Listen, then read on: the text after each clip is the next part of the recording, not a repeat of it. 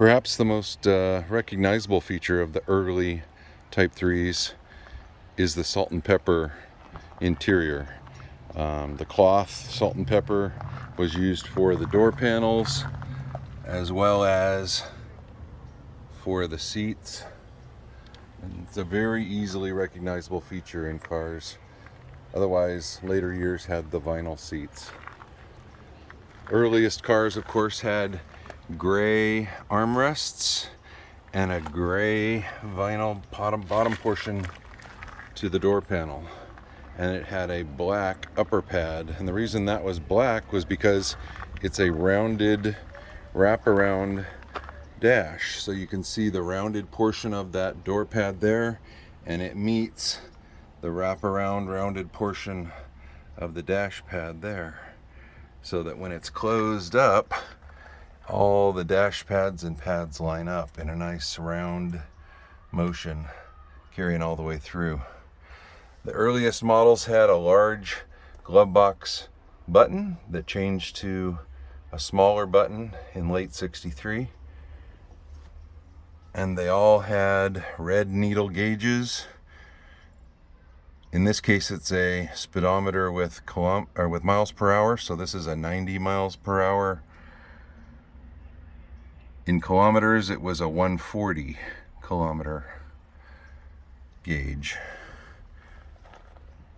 One of the best features of the early cars is the push button dash controls. This allowed us to have wiper, squirter, wipers, parking lights, and headlights, and it had separate top and bottom rheostat controls for the wiper speed and the dash gauge lights. So this switch was unique for the early years and was changed over to pull knobs later on in '64, late '64.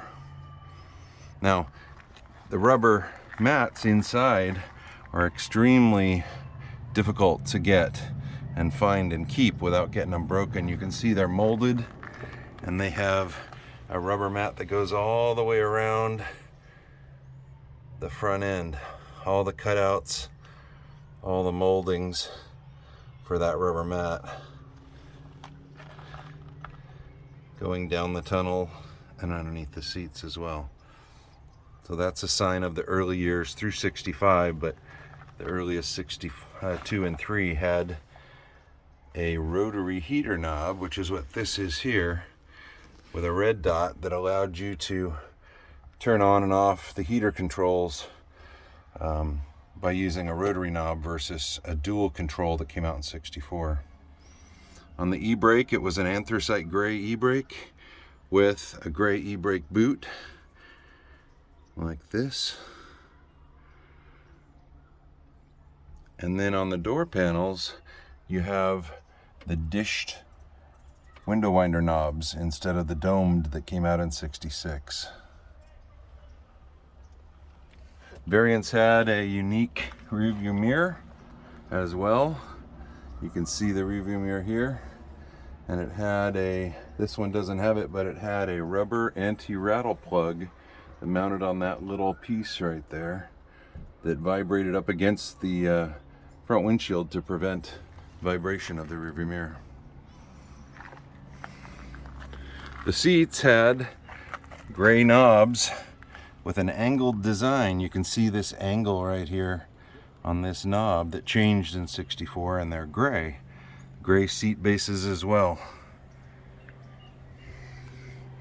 And then in the back seat, it carries through with the salt and pepper design and the gray armrests for the back.